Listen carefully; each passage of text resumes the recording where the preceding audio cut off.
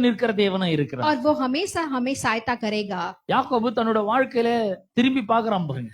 यहाँ पे याकूब आके अपने जीवन में पीछे मुड़ के नहीं देखता है। தன்னுடைய பிள்ளைகளை பேர பிள்ளைகளை ஆசீர்வதிச்சு மரிக்க போகிறான். இப்ப वो अपने बच्चों को पोतों को आके आशीष करके मरने वाला है தன்னுடைய வாழ்க்கையே திரும்பி பார்க்கறான். और वो अपने जीवन में पीछे मुड़ के देखता है। கர்த்தர் மட்டும் எனக்கு துணையா இருந்தில்லனா என்ன நடந்திருக்கும்னு யோசிச்சு பார்க்கறான். अब वो आके सोचता अगर परमेश्वर मुझे सहायता नहीं करता तो क्या होता। ஆகவேதான் யோசேப்புக்கு அவன் சொல்லுகிறான், தேவன் உன் தகப்பனுடைய தேவன் உனக்கு துணை நிற்பார். इसीलिए यूसुफ को देख के वो कहता है कि तेरा पिता का परमेश्वर तेरा सहायता அவர் करेगा, உனக்கு துணையா இருப்பார். वो तेरे को सहायता करेगा। எனக்கு துணையா இருந்தவர் உனக்கு துணையா இருப்பார் இனிமேல். जो परमेश्वर मुझे सहायता किया अब से तुझे सहायता करेगा। நான் எவ்வளவு காலம் உன்னோட கூட இருந்திருக்கலாம், ஆனா இப்ப நான் மகிமையில நிறைவேற போகிறேன். ஆகவே கர்த்தர் உன்னோட கூட இருப்பார். मैं इतने साल तेरे साथ था लेकिन अभी मैं परमेश्वर के पास जाने वाला हूँ और परमेश्वर तेरे साथ रहेगा। யாக்கோபு தன்னுடைய வாழ்க்கையை திரும்பி பார்க்கறான். अब याकूब आकर अपने जीवन के पिछले भाग को देखता है। யாக்கோபு அவங்க அம்மாக்கு ரொம்ப செல்ல பிள்ளை. याकूब आकर अपने माता का बहुत ही पेट होता है எப்ப பார்த்தாலும் அவங்க அம்மாவே சுத்தி சுத்தி வருவான். और हमेशा अपने माता को घूम के आता रहता है। அப்ப ஒரு நாள் என்ன ஆச்சுன்னா திடீர்னு ஆசீர்வாதத்தை இவன் வாங்கிக்கிறான். और तो एक दिन क्या होता है वो आशीष को वो ले लेता है। அதனால அவங்க அண்ணனுக்கு அவன் மேல ரொம்ப கோவம் வந்துட்டு ஏசாக்கு. इसके वजह से ईसाक उसके भाई को आके बहुत गुस्सा आ जाता है। அவன் சொல்றான் உன்னை கொல்லாம விட மாட்டேன். अब ईसा कहता है कि मैं तुझे मारे बिना नहीं छोड़ूंगा। உடனே அவங்க அம்மா சொல்றாங்க, யாக்கோபு பார்த்து, யாக்கோபு தயவுசெய்து நீ போயிடுறா, எங்க மாமா தாய் மாமா இருக்கிறார், அவர் வீட்டுக்கு போ, லாபான் வீட்டுக்கு. अब वो आके उसकी माता कहती है तू यहाँ से भाग के अपने मामा के घर पे रहेगा। ஒரே நாள்ல உங்க ரெண்டு பேரும் நான் ஏன் இழந்து போகணும்? तो आके एक ही दिन में दोनों को आके खो बैठते हैं। அதனால நீ உங்க மாமா வீட்டுக்கு போ அப்படிங்கிற. इसीलिए तू अपने मामा के घर पे चले जा। பாருங்க, யாக்கோபு ஒண்ணுமே எடுத்தும் போல கடவுளுடைய ஆசீர்வாதம் மட்டும் தான் அவன் மேல இருந்தது. அவன் வனாந்திரமான ஒரு இடத்துல படுத்துக் கொள்ளுகிறான். देखिए याकूब आके कुछ भी नहीं लेके गया, खाली हाथ गया, एक जंगल में आके सो रहा था। கையில ஒண்ணும் இல்ல, சாப்பிடறதுக்கு அடுத்த வேளை சாப்பாடு எங்க இருந்து வரும்னு தெரியல. यहाँ पे उसके हाथ पे आके खाना नहीं था, कुछ भी नहीं था। அவன் தன்னுடைய எதிர்காலத்தை குறித்த பயம் உள்ளவனா, திகில் அடைந்தவனா யோசிச்சு பாரு, இனிமே என் வாழ்க்கை எப்படி ஆக போதோ. और वो अपने जीवन को लेके बहुत ही परेशान था कि अभी मेरी जिंदगी क्या होने वाला है। ஆதியாகமம் 28ஆம் அதிகாரத்துல 10ஆம் வசனத்துல இருந்து வாசிக்கிறோம் பாருங்க. யாக்கோபு பேர்சபாவை விட்டு புறப்பட்டு ஆரானுக்கு போக பிரயாணம் பண்ணி ஒரு இடத்துல சூரியன் அஸ்தமித்தபடினால் அங்கே ராத்தங்கி அவ்விடத்து கற்களில் ஒன்று எடுத்து தன் தலையின் கீழ் வைத்து அங்கே நித்திரை செய்யும்படி படுத்துக் கொண்டான். और यहाँ पे आके जेनेसिस चैप्टर 28 वर्स 10 से पढ़ेंगे तो वहाँ पे याकूब आके एक पत्थर को सिराने में रख के वहाँ पे लेटा था। அவன் கையில ஒண்ணுமே இல்ல பாருங்க. उसके हाथ पे कुछ भी नहीं था, வெறும் கையா வந்திருக்கான். वो एकदम खाली था। தன்னோட வாழ்க்கையிலே யாருமே துணை இல்ல. उसके जीवन में कोई भी उसको सहायता करने वाला नहीं था। பிறந்ததுல இருந்து அவங்க அம்மா அப்பா கூடவே இருந்தாங்க. जब वो बढ़ते समय उसके माता पिता उसके साथ थे, அவங்க அண்ணன் கூடவே இருந்தான். उसका भाई उसके साथ था। ஆனா இன்னைக்கு யாருமே இல்ல. लेकिन आज याकूब के पास कोई भी नहीं है, தனித்து விடப்படுகிறான். एकदम अकेला है। இடம் வனாந்திரம். और यहाँ पे जगह कुछ भी नहीं है, ஒரு வீடு கூட கிடையாது, एक घर भी नहीं है, தெரிந்தவர்கள் யாருமே கிடையாது, जान पहचाने लोग कोई भी नहीं है। இப்படிப்பட்ட சூழ்நிலையில அவனுடைய எண்ணங்கள் எப்படி எல்லாம் போயிருக்கும்னு யோசிச்சு பாருங்க. आप सोच के देखिए इस परिस्थिति में उसके ख्याल कहाँ कहाँ गए होगा। அவன் வாழ்க்கையே ஒரு பெரிய கேள்விக்குறியா மாறிவிட்டது. उसका जीवन ही एक बहुत ही बड़ा सवाल था। அவன் கதறி இருப்பான்னு நினைக்கிறான், ஐயோ யார் எனக்கு துணையா இருப்பாங்க அப்படின்னு. वो शायद रोया होगा कि कौन मुझे मदद करने वाला है। அந்த நேரத்துல கர்த்தர் அவனுக்கு தரிசனமாகி, நான் உன் கூட இருக்கிற, உன்னை விட்டு விலக மாட்டேன்ற. उस समय पे परमेश्वर उसको दर्शन देकर कहता है कि मैं तेरे साथ हूँ, तुझे कभी नहीं छोड़ूंगा। God said to Jacob, I will be with you forever and ever. I will never leave you. I will never forsake you. परमेश्वर ने आके याकूब को देख के कहा, मैं तेरे साथ रहूंगा, तुझे कभी भी नहीं छोड़ूंगा। I will help you. मैं तुझे सहायता करूंगा I will not run from you. और मैं तुझसे कभी भी नहीं भागूंगा। நான் உன் கூடவே என்னைக்கும் இருப்பேன். मैं हमेशा तेरे साथ ही रहूंगा। அம்மா அப்பா இல்லன்னு கவலைப்படாத. माता पिता नहीं है बोल के चिंता मत कर। அண்ணன் இல்லையேன்னு கவலைப்படாத. भैया नहीं है बोल के चिंता मत कर। நான் உனக்கு எல்லாருக்கும் எல்லாமா இருப்பேன். मैं सब बन के तेरे साथ रहूंगा। நான் பாத்துக்கிறேன். मैं देख लूंगा। I will take care of you. मैं तुझे जाके संभाल लूंगा I will continue to take care of you. और मैं हमेशा आके तुझे Don't संभालूंगा। be afraid. Don't be worried. और किसी भी बात का चिंता मत कर और I डरना am नहीं। always with you. और मैं हमेशा तुम्हारे साथ रहूंगा। Jacob, I love you so much. और वो कहते हैं कि याकूब मैं तुमसे बहुत प्रेम करता हूँ I have made my covenant with you.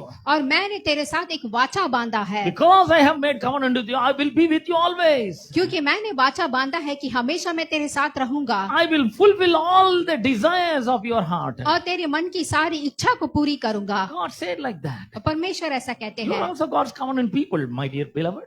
आप लोग भी परमेश्वर से वाचा बांधे हुए लोग हैं। God loves you so much. परमेश्वर आप सबसे बहुत ही प्रेम करते हैं। You may be alone today. और वो अकेले आप भले आप अकेले होंगे but God is with you. लेकिन परमेश्वर आप लोग के साथ है। He is helping you. वो आपको मदद करते हैं, He is taking care of you. वो आपको संभाल के रखते हैं। Wherever you go, जहाँ भी कहीं आप He will जाएं be with you. वो आपके साथ रहेंगे He will fulfill all whatever He said. और आप जो भी उन्होंने कहा है वो आके पूरा करेंगे And He will fulfill all the promises that He made for you. और जो भी परमेश्वर का वचन है आपके लिए आके पूरा करेगा Because He is so good. क्योंकि वो बहुत ही अच्छे He हैं। will never leave you. वो आपको कभी भी नहीं He छोड़ेंगे, loves you so much. वो आपसे बहुत ही प्रेम करते You हैं। must embrace Jesus. तो आप हमेशा यीशु मसीह को अपने गले में He लगाए रखना, always embraced you. क्योंकि वो हमेशा आपसे प्रेम करते हैं। He's a loving God. वो आके बहुत ही प्रेमी परमेश्वर है। Now I can feel the presence of God. मैं परमेश्वर की उपस्थिति को महसूस कर सकता हूँ I knew that He is here. और मुझे पता है वो यहाँ पे है And I knew that He loves you so much. और मुझे ये भी पता है वो आप सबसे बहुत प्रेम That's करते why हैं you are here. और इसी के लिए आप सब लोग यहाँ पे हैं। He showed His love by dying for you on the cross of Calvary. परमेश्वर ने अपने प्रेम को क्रूस पे मर के दिखाया है। He has proved His love उन्होंने आपने साबित किया है प्रेम को by dying for you on the cross of Calvary. आप सब लोग के लिए क्रूस पे मर के Hallelujah. Hallelujah. He no need to prove to anyone that He loves you. वो आके किसी को आके प्रूफ करने की जरूरत नहीं कि वो आपसे प्रेम करते हैं, Because He is God. क्योंकि वो आके परमेश्वर है। But He wants you to understand that He loves you so much. लेकिन परमेश्वर चाहते हैं कि आप सब लोग समझे कि वो आपसे प्रेम करते हैं। That's why He proved His love by sending His one and only begotten Son to die on the cross for you. इसीलिए परमेश्वर ने अपने प्रेम को साबित किया अपने एकलौते पुत्र को जगत में बेच के मारे जाने के लिए। God embraced Jacob परमेश्वर ने आके याकूब को आके ले लिया and told him, और कहा I am always with you. मैं हमेशा तेरे साथ हूँ, Don't be afraid. डरना मत, You are not alone.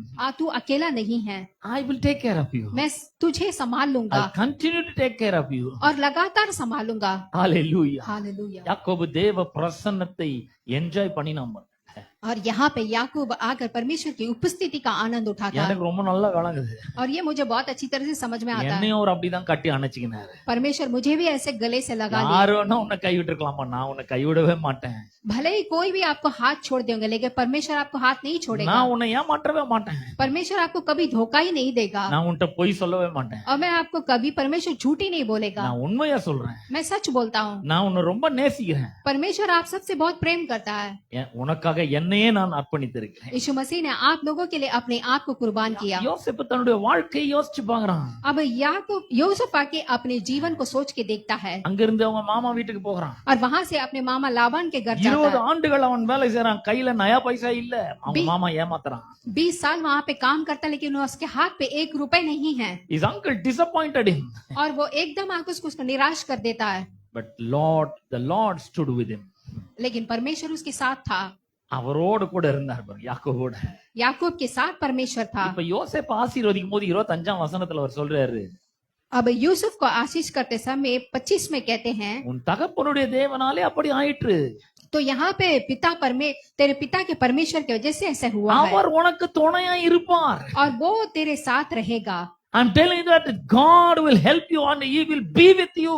मैं आप लोग से कहता हूँ परमेश्वर आपको मदद करेंगे और आप लोग के साथ रहेंगे। அவர் உங்களுக்கு துணையா இருப்பார். वो आप लोग को सहायता करेंगे। யாக்கோபு தன்னுடைய வாழ்க்கையிலே தேவன் தனக்கு துணையா இருப்பதை அனுபவித்தான். और यहाँ पे याकूब ये महसूस करता है कि परमेश्वर उसको सहायता करता है। யாக்கோபு மட்டும் இல்ல, சங்கீதக்காரன் கூட அதை அனுபவித்திருக்கிறார். और याकूब अकेले नहीं, भजन संगीता लिखने वाला भी उसको अनुभव करता है। 94ஆம் சங்கீதம் 17ஆம் வசனத்தை வாசிக்க போறேன். भजन संगीता चैप्टर 94 पढ़ेंगे। 17 வாசிக்கிறேன். கர்த்தர் எனக்கு துணையா இராவிட்டால் நான் என் ஆத்துமா சீக்கிரமாய் மௌனத்தில் வாசம் பண்ணி இருக்கும். यहाँ पे आके वचन कहता है कि यदि यहोवा मेरा सहायता ना होता तो क्षण भर में मुझे चुकनाचूर हो रहना पड़ता। கத்தர் மட்டும் எனக்கு துணையா இல்லன்னா अगर यहोवा मेरा सहायता ना होता என்ன ஆயிருப்பேன் பாருங்க. तो यहाँ पे क्या होता। 3 ஆண்டுகளுக்கு முன்னாடி எனக்கும் அப்படிதான் இருந்தது. और 3 साल पहले मुझे भी कुछ इसी प्रकार था। அதெல்லாம் விவரித்து சொல்லவே முடியாது. वो सब कुछ मैं आपको बता के भी नहीं सकता। வார்த்தைகளே கிடையாது. मेरे पास कोई शब्द ही नहीं है। மரணத்தின் பிடியில இருந்தேன் நான். मैं आके एक मौत के मुंह पे था। He snatched me from the fear of death. लेकिन परमेश्वर ने मुझे मौत के डर से उठाया। எவ்வளவு அன்பு பாருங்க அவருக்கு. देखिए कितना अच्छा प्रेम He है। healed me totally and completely. और परमेश्वर ने मुझे पूरी तरह से चंगा किया। கத்தர் மட்டும் அன்னைக்கு எனக்கு துணையா இரா விட்டால் நான் மௌனத்துல இருங்கறவள போல இருந்திருப்பேன். तो देखिए अगर उस समय पे यहोवा मेरा सहायता नहीं करता तो क्या होता। 63ஆம் சங்கீதத்துல தாவீது இப்படி சொல்றான் 7ஆம் வசனத்துல, நீர் எனக்கு துணையா இருந்ததினால் உமது செட்டைகளின் நிழலிலே களி கூறுகிறேன். तो यहाँ पे आके चैप्टर 63 में भजन संहिता में देखते हैं कि यहोवा मेरा सहायता है तो मैं आनंद उठाऊंगा करके। 63 சங்கீதத்துல 63ஆம் சங்கீதத்துல 7ஆம் வசனத்துல அப்படியே வாசிக்கிறோம். तो यहाँ पे आके भजन संहिता चैप्टर 63:7 में देखते हैं, நீர் எனக்கு துணையா இருந்ததினால். क्योंकि तू मेरा सहायता बना है। தாவீதுனோட வாழ்க்கை பாருங்க. तो दावीद का जिंदगी को देखिए। அவங்க அப்பா அந்த தாவீதுன்னு ஒரு பையன் இருக்கிறானே சொல்லவே இல்லைங்க தீர்க்கதரிசி கிட்ட. अब देखिए उसके पिता ने आके दाऊद नाम का एक बेटा है करके भविष्यवाणी से बोला ही नहीं। கர்த்தர் தாவீதை செலக்ட் பண்ணிட்டாரு. और यहाँ पे यहोवा ने तो चुन लिया दाऊद को। ஈசாயின் குமாரன்ல ஒருத்தனை நான் ராஜாவை தேர்ந்தெடுத்துட்டேன்னு சொல்லிட்டாரு. अब ईसा के एक पुत्र को ही मैं राजा के रूप में चुन लिया करके बोले But हैं। his own father deserted him. लेकिन उसका खुद का पिता ने उसको आके चुना नहीं அவனை ஆடு மேய்க்கிறதுக்கு அனுப்பிச்சிட்டான் வனாந்தரத்துக்கு. और उसको आके बकरी चराने के लिए भेज दिया। எவ்வளவு கொடுமை பாருங்க. देखिए कितना कठिन दिल है। தன்னுடைய பிள்ளைகள் ஒவ்வொருத்தரா அனுப்புறான். अब अपने एक एक पुत्र को लेके का खड़ा करता है। கர்த்தர் சொன்ன யாரையும் நான் செலக்ட் பண்ணலன்ட்டு. अब परमेश्वर कहता मैंने किसी को नहीं चुना। அப்ப தீர்க்கதரிசி கேக்குறான், ஏன்பா இவ்வளவுதான் உங்களுக்கு பிள்ளைங்களா, இன்னும் வேற யாராவது இருக்காங்களா? तो अब आके भविष्यवाणी बोलता है कि यहाँ पे और कोई बेटा है या सिर्फ यही है। David's father didn't even utter his name, David. अब दाऊद का पिता ने दाऊद का नाम तक भी नहीं लिया। அவன் சொல்றான் எல்லாருக்கும் இளையவன் ஒருவன் இருக்கிறான். अब वो कहता है सबसे छोटा वाला एक है அவன் வனாந்தரத்துல சொற்ப ஆடுகளை மேய்த்து கொண்டிருக்கிறான். और वो जंगलों में आके बकरी चरा रहा है। தீர்க்கதரிசி சொல்றாரு, அவனை கூப்பிடு, அவனை வரவை, ஆள் அனுப்பி வரவை, அவன் வர வரைக்கும் யாரும் உட்காரவும் கூடாது சாப்பிடவும் கூடாது. अब भविष्यवक्ता बोलता है कि उसको बुला के लेके आओ, वो आने तक कोई भी खाना पीना नहीं है। தாவீது இங்க சொல்றான், அதெல்லாம் நினைச்சு பாக்குறான். अब यहाँ पे दाऊद बोलता है, सोच के देखता है, நீர் எனக்கு துணையா இருந்ததினால் உம்முடைய செட்டைகளின் நிழலே களி கூறுகிறேன். तो यहाँ पे तू मेरा सहायता बना है, इसीलिए मैं तेरे पंखों के छाये में जय जयकार करूंगा। தாவீது கோலியாத்தை கொன்று மாபெரும் வெற்றி எடுக்கிறான். और दाऊद ने आके गोलियात को मार के बहुत बड़ा जीत पाता है। ஸ்திரீகள் எல்லாம் தாவீதை புகழ்ந்து பாடுகிறார்கள். और सारी स्त्रियां दाऊद को आके तारीफ करते हैं। சவுல் கொன்றது 1000, தாவீது கொன்றது 10000 என்று பாடுகிறார்கள். यहाँ पे सऊल ने आके 1000 को मारा, लेकिन दाऊद ने 16000 को मारा करके। சவுலுக்கு தாவீது மேல உக்கிர கோபம் வந்தது. अब साउल को आके दाऊद के ऊपर बहुत ही बड़ा क्रोध हो गया இவனை விட மாட்டேன், கொன்னு போட कि मैं तुझे नहीं छोड़ूंगा, जरूर मार डालूंगा। விரட்டுறான், துரத்துறான் கொல்றதுக்கு. अब वो आके उसका इतना पीछा करता है उसको मारने के ஒரு लिए। ஊர்ல போய் ஒளிறான், குகையில போய் ஒளிந்து கொள்கிறான். वो जाके गांव में छुपता है, गुफा में जाके छुपता है। அந்த ஊர்ல இருக்கிறவங்க சவுலுக்கு செய்தி அனுப்புறாள், தாவீது இங்க வந்து ஒளிஞ்சிட்டு இருக்கான்னு. अब वहां के लोग आके सऊल को आके बताते हैं कि यहाँ पे दाऊद छुपा हुआ है। ஒரு சாதாரண மனிதனை ஆடு மேய்க்கிற ஒரு மனிதனை பிடிக்கிறதுக்காக ஒரு பட்டாலியன் அனுப்புகிறான். तो यहाँ पे एक साधारण सा जो बकरी चराता है उसको आके पकड़ने के लिए एक बड़ा फौज को भेजता है। தாவீது இதெல்லாம் யோசிச்சு பாக்குறான்.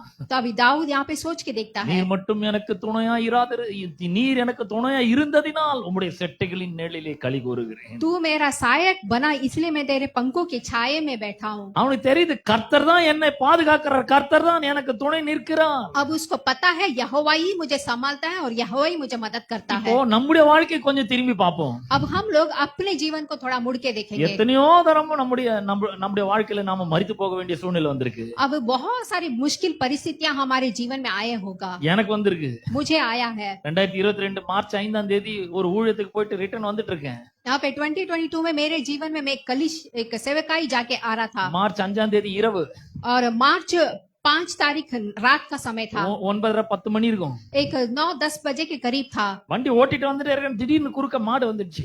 मैं आके गाड़ी चला के आ रहा था, अचानक एक गाय आ गया வண்டி மாட்டு மேல மோதி அதை அப்படியே இழுத்துட்டு போகுது என்ன. और वो गाय के ऊपर गाड़ी टकरा के गाड़ी ऐसी खींच के चला गया। ஒரு சிறு காயம் கூட இல்லாமல் கர்த்தர் என்னை பாதுகாத்தார். लेकिन मुझे एक छोटा सा भी चोट नहीं हुआ, यहोवा ने मुझे संभाल के रखा। கர்த்தர் எனக்கு துணை செய்தார். परमेश्वर ने आके मुझे संभाल के रखा He hold my right hand और उन्होंने मेरे दाहिने हाथ को पकड़ लिया and he saved me and redeemed me और मुझे उन्होंने संभाला और मुझे छुड़ाया from all the dangers that the devil.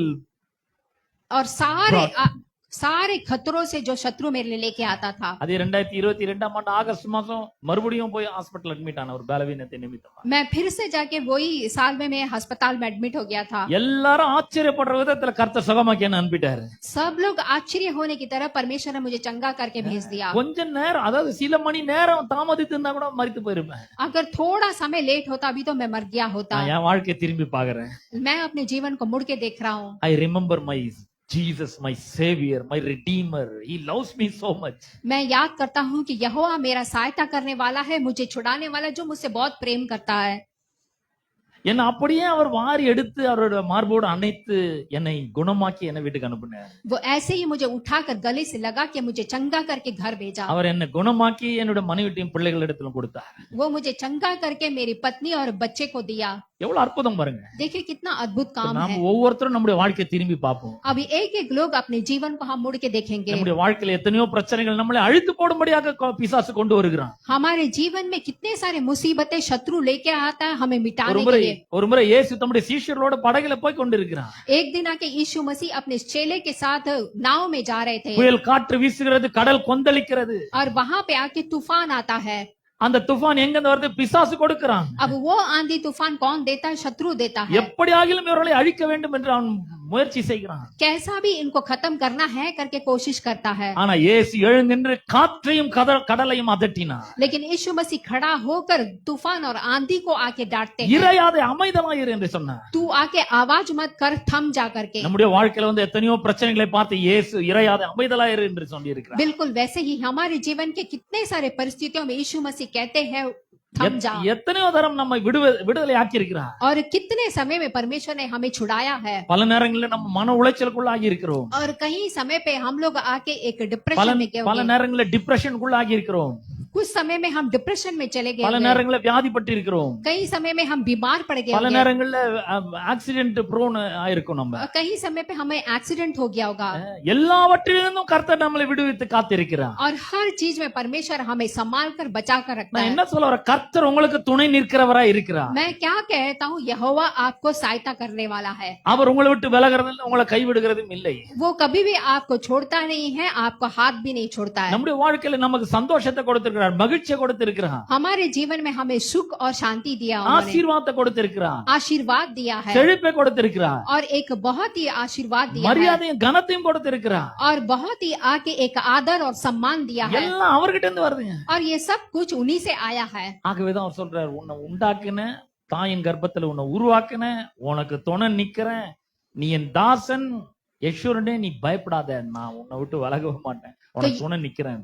तो यहाँ पे वो कहते हैं कि मैं तेरे गर्भ में ही आके तुझे चुना हूँ, तू डर मत, तेरे साथ हूँ करके। சரி, ஏன்னா யாரெல்லாம் கர்த்தர் உதவி செஞ்சுக்கிறாரு, துணை நின்று இருக்கிறார். तो यहाँ पे किस किस लोगों के साथ परमेश्वर आके साथ खड़े हैं? யாத்திராகமம் 14 அதிகாரம் 24-25 வசனங்கள்ல கர்த்தர் இஸ்ரவேல் ஜனங்களுக்கு துணை நின்றார். यहाँ पे एक्सोडस की किताब पे 14 अध्याय में इजराइल के साथ परमेश्वर थे। இது வந்து அந்த இஸ்ரவேல் ஜனங்கள் சொல்ல, இஸ்ரவேலர்களுடைய எதிரிகள் சொல்லுகிறார்கள். यहाँ पे ये इजराइल लोग नहीं कहते, बल्कि इजराइल के दुश्मन लोग कहते हैं। 24-25 வசனங்களை வாசிக்கிறேன். मैं 24-25 पढ़ूंगा चैप्टर கிழக்கு 14। வெளுத்து வரும் ஜாமத்தில் கர்த்தர் அக்கினி மேகமுமான ஸ்தம்பத்திலிருந்து எகிப்தியரின் சேனையை பார்த்து அவர்கள் சேனையை கலங்கடித்து அவர்களுடைய ரதங்களிலிருந்து உருளைகள் கழலவும் அவர்கள் தங்கள் ரதங்களை வருத்தத்தோடு நடத்தவும் பண்ணினார். அப்பொழுது எகிப்தியர் இஸ்ரவேலரை விட்டு ஓடி போவோம், கர்த்தர் அவர்களுக்கு துணை நின்று எகிப்திற்கு விரோதமா யுத்தம் பண்ணுகிறார் என்றார்கள். तो यहाँ पे हम देखते हैं कि कैसे परमेश्वर ने आके इजिप्ट लोगों के विरोध पे यहाँ पे झगड़ा करके इजराइल के साथ रहा करके देखते हैं। இங்க எந்த சமயத்துல இப்படி நடக்குது? तो यहाँ पे ये क्या होता है? இஸ்ரவேலர்கள் 430 வருஷம் எகிப்திலே அடிமைகளாக இருக்கிறார்கள். यहाँ पे 430 साल आकर इजराइल लोग आके वहाँ पे गुलाम बन के रहते हैं கர்த்தர் ஒரே நாளிலே அவர்களை அங்கிருந்து வெளியே புறப்பட்டு வர செய்தார். और परमेश्वर एक ही दिन में उनको बाहर लेके आते அந்த हैं। ஒரே நாள்ல 430 வருஷத்தினுடைய சம்பளம், அரியர், போனஸ் எல்லாத்தையும் சேர்த்து கொடுத்து வெளியே கொண்டு வருகிறார். अब वहाँ पे ये 430 वर्ष का जो भी कुछ तनख्वाह, जो भी बोनस, सब कुछ उसको दे के उनको बाहर लेके आते हैं। இஸ்ரவேல் ஜனங்கள் மூட்டை மூட்டையா பொன் வெள்ளி விலையேற பெற்ற வஸ்திரங்களை கொண்டு வந்தார்கள். अब इसराइल की जनता आके पूरा बैग भर भर के उन्होंने सोना चांदी सब लेके आया। ஒரு சரித்திர வல்லுநர் சொல்லுகிறாரு, ரொம்ப கொஞ்சமா எடுத்துட்டு வந்தவன் 90 மூட்டைகள் பொண்ணு எடுத்துட்டு வந்தானா. और यहाँ पे कहा जाता है कि थोड़ा लेके आने से भी 90 बैग्स लेके आए होंगे। அவன் தான் இஸ்ரவேல்ல ரொம்ப ரொம்ப குறைவா எடுத்து கொண்டு வந்தவன். तो वही आके इजराइल में आके बहुत ही कम लेके आए वाले। 90 மூட்டையில கோல்டுனா எப்படி இருக்கும் கொஞ்சம் யோசிச்சு பாருங்க. आप लोग सोच के देखिए, आके 90 बैग्स पूरा गोल्ड ही है तो क्या हुआ है? அப்ப மற்றவங்க எவ்வளவு எடுத்துட்டு வந்திருப்பான்? तो आप सोच के देखिए बाकी लोग कितने लेके आए होंगे। எகிப்தினுடைய செல்வங்களை எல்லாம் எடுத்து கர்த்தர் இஸ்ரவேல் ஜனங்களுக்கு கொடுத்தார். इजिप्ट में जितना भी आके सोना चांदी जो भी था यहोवा ने उठा के उनको दिया। இதெல்லாம் எடுத்துக்கொண்டு வருகிறார்கள். முன்பாக சிவந்த சமுத்திரம் இருக்கிறது. अब ये सब लेके आते समय उनके सामने लाल समुद्र है। யாத்திராகமம் 15ஆம் அதிகாரம் 9ஆம் வசனத்துல பார்வோன் சொல்லுகிறான், இவங்களை விடமாட்டேன், தொடருவேன், பிடிப்பேன், கொள்ளையாடி பங்கிடுவேன், என் ஆசை அவர்களை பற்றி இருக்கும், அவன் என் பட்டயத்தை உருவேன், அவர்களை சங்காரம் பண்ணுவேன் என்று சொல்லுகிறான். तो यहाँ पे एक्सोडस आके 59 में हम देखते हैं कि मैं तुझे पीछा करूंगा, पकड़ूंगा, लूटूंगा सब कुछ।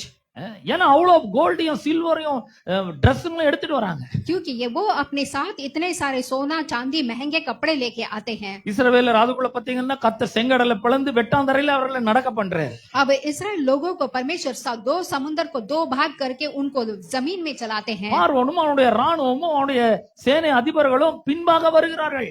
और फारून के सारे सेनाएं अधिकारी लोग उनके पीछे आते हैं। அவர்களும் அந்த சிவந்த சமுத்திரத்துல இஸ்ரவேலரை பின்தொடர்கிறார்கள். और वो लोग उस लाल समुद्र में आके इस्राएल लोगों का पीछा करते हैं। இவங்களை விட மாட்டேன், और मैं इनको नहीं छोड़ूंगा இவர்கள் करके। எங்களுக்கு அடிமைகளா இருந்தவர்கள், ये लोग आके मुझे गुलाम बन गए थे। அவர்களை பின்தொடருவேன், और मैं उनका पीछा करूंगा, அவர்களை பிடிப்பேன், उनको पकड़ूंगा, கொள்ளையிடுவேன், उनको लूटूंगा அதை பங்கிடுவேன், और उन माल को என் ஆசை बांटूंगा அவர்களை பற்றி இருக்கும், और मेरा जीवन में जाऊंगा। என் பட்டயத்தை உருவேன், मैं अपनी तलवार को खींचूंगा அவர்களை சங்காரம் பண்ணுவேன், और उनको नष्ट करूंगा ஒருத்தனை கூட உயிரோட விட மாட்டேன்னு சொன்னான். और एक को भी नहीं छोड़ूंगा। கர்த்தர் பார்த்தாரு, यहोवा ने देखा மேக ஸ்தம்பத்திலிருந்து அக்கினி ஸ்தம்பத்திலிருந்தும் சேனையை கலங்கடிக்கிறார். और यहाँ पे आके बादल का खंबा को यहाँ पे खड़ा किया।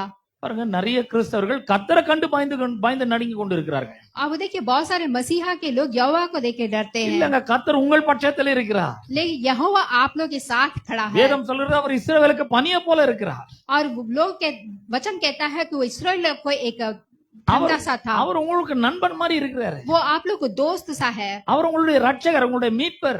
और वही आपको रक्षा किया है, आपको छुड़ाया है। அவர் உங்களுக்கு ஒண்ணும் தீமை செய்கிறது கிடையாது. और वो आपको कभी भी बुरा काम नहीं ஆனா करेगा। உங்களுக்கு யாராவது தீமை செஞ்சா அவங்கள விட மாட்டாரு. लेकिन आप लोग को कोई बुरा करेगा तो यहोवा नहीं छोड़ेगा। என்ன பண்றாரு? கலங்கடிக்கிறார். अब यहाँ पे क्या करते हैं? என்ன எப்படி கலங்கடிக்கிறார்னா, எகிப்தியர் தங்களுடைய ரதங்களிலிருந்து உருளைகள் கள்ளவும் அவர்கள் ரதங்களை வருத்தத்தோடு நடத்தவும் பண்ணினார். और यहाँ पे कि इजिप्ट लोग अपने रथ को यहाँ पे लेके आते हैं। அது இஸ்ரவேல் ஜனங்க முன்னாடி போயிட்டு இருக்காங்க, எகிப்தியர் பின்னாடி ரதத்துல வந்துட்டு இருக்காங்க, குதிரை பூட்டி ரதத்துல வந்துட்டு இருக்காங்க. देखिए इसराइल के लोग आगे जा रहे हैं, लेकिन इजिप्ट के लोग अपने रथ में घोड़ों के लेके आ रहे हैं। என் கூட சேர்ந்து கொஞ்சம் கற்பனை செஞ்சு பாருங்க. आप मेरे साथ मिलकर जरा सोच के देखिए। இவங்க எல்லாம் மெதுவா நடந்து போயிட்டு இருக்காங்க. यहाँ पे इसराइल के लोग एकदम आराम से चलते हैं। ஸ்பீடாலாம் நடக்க முடியாது. वो लोग बहुत तेजी से नहीं जा रहे थे, ஏன்னா பொடிசுங்களா இருக்காங்க, சின்ன சின்ன பிள்ளைகள் இருக்காங்க, क्योंकि बहुत छोटे छोटे बच्चे भी थे। மெதுவா நடந்து போயிட்டு இருக்காங்க. तो वो लोग एकदम धीरे से चलते जा रहे थे। எகிப்தியர் ரதங்கள்ல வராங்க. और अब इजिप्ट के लोग आके पीछे रथ पे आ रहे हैं। எவ்வளவு சீக்கிரம் பிடிக்க முடியும்? अब कैसे जल्दी पकड़ सकते हैं? ஆனா முடியல. लेकिन वो लोग पकड़ नहीं पाए हैं। ஏன்? இஸ்ரவேல் ஜனங்களுக்கு கர்த்தர் துணை நிக்கிறார். क्योंकि इसराइल को लिए आके परमेश्वर साथ खड़ा था। திடீர்னு பார்த்தா எகிப்தியனுடைய அந்த ரதங்கள்ல இருந்து வீல்லாம் காண்டு ஒரு பக்கம் ஓடுது. अब अचानक देखता तो इजिप्टियों का जो रथ का जो व्हील था वो बाहर खुल के भागने लगा। இப்ப இருக்கிற மாதிரி சொன்னா வீல்லாம் பஞ்சர் ஆகுது. अब व्हील कैसा पंचर होगा? அப்ப இந்த ரதங்கள் முன்னாடியும் போக முடியல, பின்னாடியும் போக முடியல. अब रथ आके ना आगे जा पा रहा था ना पीछे जा पा रहा था எல்லாம் ஒன்னோட ஒண்ணு முட்டி மோதி நிக்குது அப்படியே. और एक दूसरे से टकरा के ऐसे ही खड़ा हो गया। அப்பதான் இந்த எகிப்தியருக்கு ஒரு மூலையில ஒரு வெளிச்சம் உதிக்குது. இஸ்ரவேலருக்கு கர்த்தர் துணை நின்று அவர்களுக்காக இந்த யுத்தம் பண்றார், நம்ம ஓடிடலாம் அப்படிங்கிறாங்க. तभी इजिप्ट के वो दिमाग में चढ़ा कि यहोवा आके इजराइल लोगों के लिए लड़ रहा है, अब यहाँ से हमें भागना है। கர்த்தர் இஸ்ரவேலருக்கு துணையா இருந்தபடினாலே எகிப்தியருக்குள்ளே குழப்பம், பிரிவினை, அவர்களுக்குள்ளே கலக்கம், போராட்டம் வந்தது. अब यहोवा आके इजराइल लोगों के साथ रहने के वजह से इजिप्ट में आके एक मुश्किल, एक कंफ्यूजन आ गया। நான் சொல்றேன், உங்களுக்கு விரோதமா காரணமே இல்லாம சிலர்லாம் எழும்பி உங்களை பகைத்திருக்கலாம், வெறுத்திருக்கலாம், உங்களை ஒரு வழி பண்ணிடுறேன், உங்களை உண்டில்லன்னு பண்ணிடுறேன், உங்க வேலையை விட்டு தூக்கிறேன்னு சொல்லியிருக்கலாம். मैं आपसे कहता हूँ बिना कोई कारण को लोगों ने आपको सताया होगा, काम से उठाया होगा। காரணம் இல்லாமல் உங்களுக்கு விரோதமாக ஒரு கூட்டம் செயல்பட்டு கொண்டிருக்கலாம். बिना कारण का एक झुंड आपके विरोध काम करता होगा। கர்த்தர் உங்களுக்கு துணை செய்யும் போது அவங்களுக்குள்ள ஒரு பெரிய கலக்கம் உண்டாகும். लेकिन यहोवा जब आपका मदद करता है तो उनके अंदर एक बदलाव आएगा। எதிரிகள் வருத்தத்தோட ரதத்தை நடத்தினார்கள். और दुश्मन लोग यहाँ पे बड़े ही तेजी से आ रहे நான் थे। சொல்றேன், கர்த்தர் உங்களுக்கு துணை நிக்கிறதுக்காக தாங்க அடையாளம். मैं आपको कहता हूँ यहोवा आपको साथ रहने का ही वो चिन्ह है। நீங்க ஜாலியா வாழ்க்கை என்ஜாய் பண்ணுவீங்க, எதிரிங்கெல்லாம் பார்த்து அப்படியே வயித்துல வயிறெல்லாம் எரிச்சல் எடுக்கும் உங்களுக்கு. आप अगर अपने जीवन का अच्छा से आनंद उठाते हो। சங்கீதக்காரர் ரொம்ப அழகா சொல்றான், கர்த்தர் சத்துருக்களுக்கு முன்பாக ஒரு பந்தியை ஆயத்தப்படுத்தி எண்ணெயால் அபிஷேகம் பண்ணுகிறேன். यहाँ पे भजन संगीता में कहता है वो शत्रु के सामने आपके लिए एक मेज बिछाएगा, आपको तेल को सिर को तेल से अभिषेक करेगा। என்னோட பாத்திரம் நிரம்பி வழிகிறது, और मेरा कटोरा उमड़ेगा, என் ஜீவனுள்ள நாளெல்லாம் நன்மையும் கிருபையும் என்னை தொடரும். और मेरे जीवन भर सारा सुख और शांति मेरे साथ रहेगा। கர்த்தருடைய வீட்டிலே நீடித்த நாட்களாய் நிலைத்திருப்பேன். और मैं यहोवा के भवन में हमेशा रहूंगा। பாத்திரத்தை நிரப்புறாருங்க. और यहाँ पे आके बर्तन को भरते हैं அவங்க வாழ்க்கை எல்லாத நன்மைகளால் நிரப்புறார். और हमारे जीवन को भी अच्छी अच्छी चीजों से तृप्त करते हैं। டெய்லி 2 பேர் ஃபாலோ பண்றாங்க உங்களை. अभी हर रोज 2 लोग आपको फॉलो करते हैं, நன்மை கிருபை உங்களை ஃபாலோ பண்ணுது. एक अच्छी चीज और एक बुरी चीज। டெய்லி ஃபாலோ பண்ணுது. हर रोज वो आपको फॉलो करते हैं। அப்ப கர்த்தர் நம்மள ரொம்ப நல்லா வைக்கிறாரு. परमेश्वर हमें अच्छा सा रखते அவர் हैं, நமக்கு துணையா இருக்கிறார். वो हमारे साथ रहते हैं। நம்முடைய எதிரிகளுக்கு அவர் ரொம்ப கலங்கடிக்கிறாரு அவங்கள. और हमारे जो दुश्मन हैं उनको ही उठाते ரெண்டாவது, हैं। கர்த்தர் எசேக்கியா ராஜாவுக்கு துணை நின்றார். और यहाँ पे दूसरा आके परमेश्वर एजेकियल राजा को आके साथ रहा। 2 நாளாகமம் 32ஆம் அதிகாரத்துல 7-8 வசனங்களை வாசிக்கிறேன். यहाँ पे सेकंड क्रॉनिकल हम देखते हैं 32ஆம் அதிகாரம் 7-8 வசனங்கள். चैप्टर 32 वर्स 7-8 पढ़ूंगा। நீங்கள் திடன் கொண்டு தைரியமாயிருங்கள், அசீரிய ராஜாவுக்கும் அவனோடு இருக்கிற ஏராளமான கூட்டத்திற்கும் பயப்படாமலும் கலங்காமலும் இருங்கள், அவனோடு இருக்கிறவர்களை பார்க்கிலும் நம்மோடு இருக்கிறவர்கள் அதிகம். तो यहाँ पे आके वो कहते हैं कि तुम आके मत डरो, उसके संग से जो बड़ा आके परमेश्वर हमारे साथ है। 8ஆம் வசனம், அவனோடு இருக்கிறது மாம்சப்புயம். और यहाँ पे अर्थात उसके सहारा तो मनुष्य ही है। நமக்கு துணை நின்று நம்முடைய யுத்தங்களை நடத்த நம்மோடு இருக்கிறவர் நம்முடைய தேவனாகிய கர்த்தரானே என்று சொல்லி அவர்களை தேற்றினார். परंतु हमारे साथ हमारा सहायता और हमारे ओर से युद्ध करने वाला हमारा परमेश्वर यहोवा है। இங்க என்ன பிரச்சனை?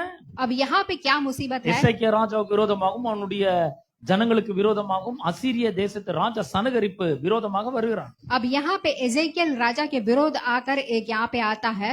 அவனை பார்த்து சொல்றான், உன்னை ஒண்ணு இல்லைன்னு பண்ணிடுறேன், இந்த தேசத்தை பிடிச்சிருவேன், உன்னை நான் கைது பண்ணுவேன், உன்னை கொல்லுவேன், ஜனங்களை அடிமைப்படுத்துவேன் சொல்றான். अब वो कहते हैं कि मैं तुझे मारूंगा, गुलाम करूंगा, लोगों को गुलाम बनाऊंगा இதை करके। கேட்டு எசேக்கியா ராஜா தன்னுடைய படைத்தலைவர்கள் எல்லாம் கூப்பிட்டு வச்சு அவங்களை பார்த்து சொல்றான், பயப்படாதீங்க, தைரியமா இருங்க, கலங்காதீங்க அப்படின்னா.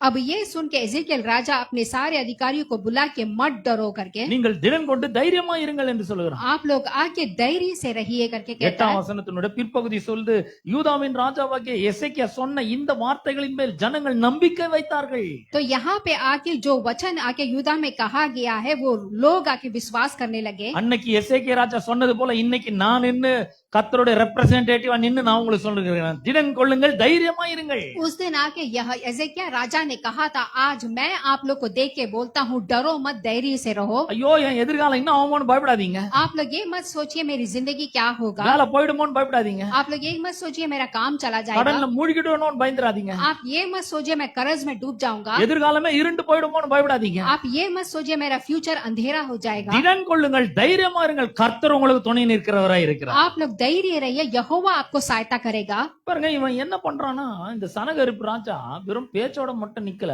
இந்த ஜனங்களை பார்த்து 15ஆம் வசனத்துல நீங்கள் அவனை நம்ப வேண்டாம் சொல்றான். और यहाँ पे आके एजेकिया तुमसे कहता है कि उसको भरोसा मत करो। 16ஆம் வசனத்துல சொல்லுது, கர்த்தருக்கு விரோதமாவும் எசேக்கியாவுக்கு விரோதமாவும் அதிகமா பேசினார்கள்.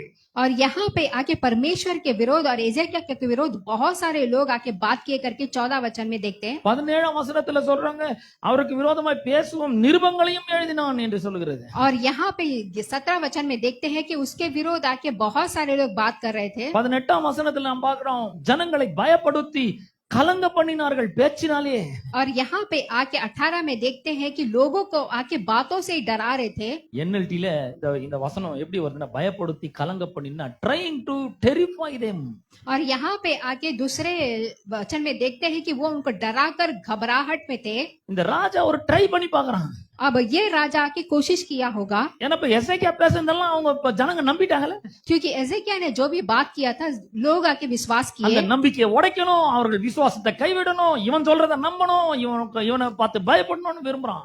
और वो चाहता है कि वो आके एजेकिया जो बोला उसको विश्वास नहीं करना, विश्वास को तोड़ना, और ये जो बोल रहा है विश्वास करना है। So he was trying to terrify them. और वो कोशिश कर रहा था कि उनको डराकर घबराहट में लाए। ஆனா எசேக்கியாவும் தீர்க்கதரிசி ஒருத்தரும் சேர்ந்து, ஏசாயா தீர்க்கதரிசியும் சேர்ந்து என்ன பண்றாங்க, வானத்தை பார்த்து அபயம் விடுகிறார்கள். They pray to God.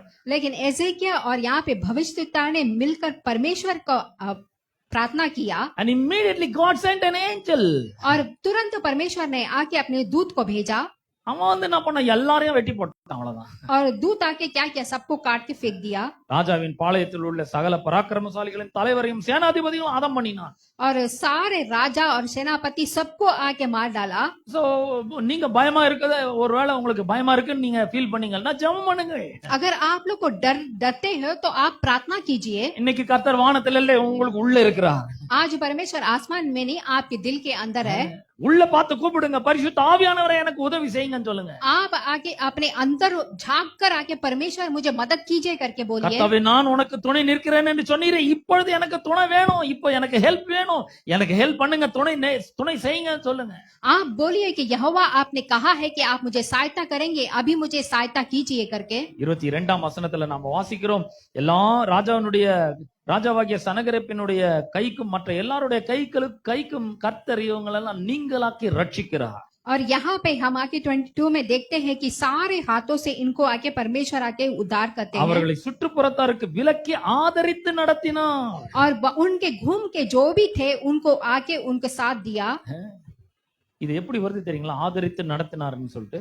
तो ये कैसा आता है कि उनको मदद करके उनको चलाया। மெசேஜ் பைபிள்ல எப்படி வருதுன்னா, and he continued to take good care of them. और लगातार उन्होंने आके एक अच्छी तरह से उनको सुरक्षा किया। யார் நல்ல கேர் கொடுத்தது? किसने आके बहुत ही अच्छा से सुरक्षा किया? ஆண்டவர் கேர் கொடுத்தாரு. परमेश्वर ने किया। ஏபேல் அண்ணன் சிக்கார் இருப்பது சொன்னாரு. अभी भैया ने कहा था कि वो बीमार थे।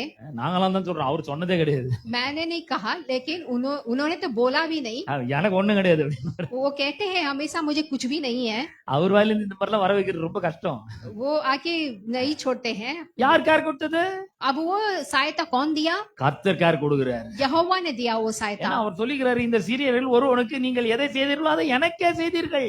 क्योंकि आके इनको जो किया है वो मुझे ही करेगा करके। God took care of him.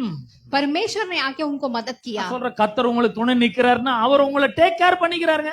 अब यहोवा आपका सहायता करेगा तो उसका मतलब है वो आपको संभालेगा। சில விஷயங்களை யார்கிட்டயுமே சொல்ல முடியாம இருக்கலாம். कुछ चीजें आके आप सबसे नहीं बोल सकते हैं। பல நேரங்கள்ல ஊழியக்காரனுக்கு என்கிட்ட கூட சொல்ல முடியாம இருக்கலாம். और कहीं समय पे पास्टर को आप नहीं बोल सकते हैं। சிலதெல்லாம் ரொம்ப பர்சனலா இருக்கலாம். और कुछ चीजें बहुत ही आके पर्सनल ஆனா होगा। நான் உங்களுக்கு சொல்றேன், கர்த்தர் உங்களுக்கு டேக் கேர் பண்றாரு. लेकिन मैं आज आपको कहता हूँ यहोवा आपको सहायता கர்த்தர் करेगा। உங்களுக்கு துணை நிற்கிறார். वो आपको मदद करेगा। He is your best friend. अगर वो आपका बहुत ही अच्छा दोस्त है, You can share anything to him. आप कुछ भी उनके पास आके बांट सकते हैं। அவர் எல்லாத்தையும் போய் தப்பான காரியங்களை பரப்பின்னு இருக்க மாட்டாரு. वो आके यहोवा नहीं देखेगा ये बुरी चीज है करके। அவர் ஒரு நாளும் ஒருத்தரை பத்தியும் தப்பா பேசுனதே கிடையாது. और यहोवा ने कभी भी किसी को गलत नहीं बोला ஒரு है। நாள் ஒரு பெண்ணை வந்து விபச்சாரத்துல கையுமயமா பிடிச்சு கொண்டு வந்தாங்க. अब एक स्त्री को आके व्यभिचार करते समय हाथ पकड़ लिया। இயேசு அவளை பார்த்து சொன்னாரு, ஸ்ரீயே நானும் உன்னை ஆக்கினைக்குள்ளாக தீர்ப்பதில்லை. अब यीशु ने कहा कि मैं तुझे दंड पे नहीं डालूंगा। Jesus never ever condemned anybody. यीशु मसीह ने कभी भी किसी को बुरा भला कहा ही नहीं है। He loves everybody and he embraced everybody. वो सबसे प्रेम करता है और सबको गले लगा लेता है। அவர் தம்முடைய இரக்கத்தை காண்பிக்கிறார், அன்பை காண்பிக்கிறார், தம்மண்டை இழுத்துக் கொள்ளுகிறார். यीशु मसीह अपना प्रेम और अनुग्रह दिखाते हैं और अपने पास खींच लेते அவர் हैं। சொல்றார், நான் பூமியில இருந்து உயர்த்தப்பட்டிருக்கும் பொழுது எல்லாரையும் என்னிடத்திலே சேர்த்துக் கொள்வேன். अब वो कहते हैं कि जब मैं स्वर्ग में जाऊंगा तो सबको मैं मेरे और खींच लूंगा। He is like a magnet. और वो आके एक मैग्नेट की He तरह is a है। love magnet. वो आके एक प्रेम का मैग्नेट है। இந்த love magnetக்கு மயங்காதவங்க யாருமே இருக்க முடியாது. ये लव मैग्नेट की तरह कोई भी नहीं रह सकता है, Because he is so gentle. क्योंकि वो बहुत एक जेंटल है। He never gossip about anybody. वो किसी के बारे में भी गलत नहीं बोलते हैं। You can believe on him. आप यीशु मसीह को विश्वास कर सकते I हैं। bet you. मैं आपको आके He चैलेंज करता never हूँ, share anything about you. वो आके कभी भी आके कुछ चीज नहीं बांटते நீங்க हैं। அவர்கிட்ட ஷேர் பண்ணலாம் நிறைய. आप उनके पास बांट सकते हैं। But he will show you the way to come out of that problem. यीशु मसीह आपको मार्ग दिखाएगा कि उसे कैसे बाहर आना है। He will lead you and guide you through his word and the spirit. वो आपको आके मार्ग दिखाएगा, पवित्र आत्मा के जरिए आपको चलाएगा। So தைரியமா இருங்க, திடன் கொள்ளுங்கள். इसीलिए आप धैर्य से रहिए। யார்கிட்டயும் சொல்லாத விஷயத்தை கூட இயேசுகிட்ட சொல்லலாம். आप किसी के पास जो नहीं बोल सकते यहोवा के पास बोलिए, Because he loves you so much. क्योंकि वो आपसे बहुत ही प्रेम करता है। So அப்ப அவர் துணை நிற்கிறாரு. अब वो उनके साथ सहायता करता है। எசேக்கியாவுக்கு துணை நின்று டேக் கேர் பண்றாரு. अब एजेकिया को आके साथ रह के उनको सहायता करते हैं। 23ஆம் வசனத்தினுடைய பிற்பகுதி சொல்கிறது, அநேகம் பேர் கர்த்தருக்கென்று எருசலேமுக்கு காணிக்கைகளையும் யூதாவின் ராஜாவாகிய எசேக்கியாவுக்கு உச்சிதங்களையும் கொண்டு வந்தார்கள். அவன் இதற்கு பிற்பாடு சகல ஜாதிகளின் பார்வைக்கும் மேன்மைப்பட்டவனாய் இருந்தான். और यहाँ पे हम देखते हैं बहुत से लोग आके यरूशलेम में यहोवा के लिए भेंट और यहूदा के राज्य के लिए एजेकिया के लिए लेके आए थे, और उस समय वह सभी जातियों के दृष्टि में महान ठहरा था। NLT बाइबल சொல்லுது he was highly respected. और यहाँ पे वो कहते हैं कि वो जातियों की दृष्टि में महान ठहरा। பாருங்க, நான் உங்களுக்கு சொல்றேன், பல நேரங்களில் நீங்க அவமானப்பட்டு மரியாதை இழந்திருக்கலாம். मैं आपसे कहता हूँ कहीं समय पे आप अपमानित होकर रहे होंगे, பல இடங்கள்ல பல சூழ்நிலைகள் மத்தியில் அவமானப்பட்டிருக்கலாம். कई परिस्थितियों में लोगों ने आपको अपमान किया होगा, ஆனா கர்த்தர் உங்களை highly respectable पर्सन மாற்றுகிறார். लेकिन यहोवा आके बहुत ही लोगों के दृष्टि में महान ठहराता है। பலருக்கு பாருங்க, சொந்த வீட்லயே மரியாதை இருக்காது. कई लोगों को रिश्तेदार के बीच में ही சொந்த सम्मान வீட்லயே नहीं। பல நேரங்கள் அவமானப்பட்டிருப்பார்கள். और बहुत सारे समय पे अपमान होते हैं, But God respect you so much. लेकिन यहोवा आपका बहुत ही इज्जत करता है। கர்த்தர் உங்களுக்கு துணை நிற்கும் பொழுது நீங்கள் மிகப்பெரிய ஒரு மேன்மை அடைவீர்கள். जब यहोवा आपको सहायता करेगा तो आप लोगों की दृष्टि में बहुत ही महान ठहरोगे। அது மாத்திரமல்ல, இங்க 23ஆம் வசனத்தை நம்ம மெசேஜ் டிரான்ஸ்லேஷன்ல பார்க்கும்போது அந்த வேத வசனம் சொல்கிறது, everybody were impressed. और यहाँ पे बहुत लोग आके एकदम अच्छे सोच पे थे। Impressed by what? वो आके किस चीज से इम्प्रेस हुए? 32:23 32:23 में हम देखते हैं। message translation goes like that, all the surrounding nations were impressed. Hezekiah's stock soared. और यहाँ पे आके देखते हैं कि उस समय में आके वह सब जातियों के दृष्टि में महान ठहरा। சோர்டுன்னு என்னது? ஒரு கழுகு தன்னுடைய செட்டைகளை விரித்து உயர எழும்பி பறக்கிறது பேர் தான் சோர். SOAR. अब ये सोर का मतलब नहीं है, कैसा है कि माने एक ईगल आकर कैसे उसको अपने पंखों के नीचे उठा के लेके जाता है, वैसा है। God said all the surrounding nations were impressed because Hezekiah's stock soared. तो यहाँ पे आके जितने भी लोग वहाँ पे घूम के थे वो सब लोग आके एजेकिया को लेके बहुत ही आके इम्प्रेस हुए அவனுக்கு थे, எதெல்லாம் இருந்தது அதெல்லாம் கொடி கட்டி பறக்க ஆரம்பிச்சுங்க, ரெக்க கட்டி பறக்க ஆரம்பிச்சிச்சு. और उसको वो ऐसे पंख लगा के उड़ने की तरह था। எப்படி இருக்கும் கொஞ்சம் யோசிச்சு பாருங்க. तो आप सोच के देखिए कैसा रहेगा।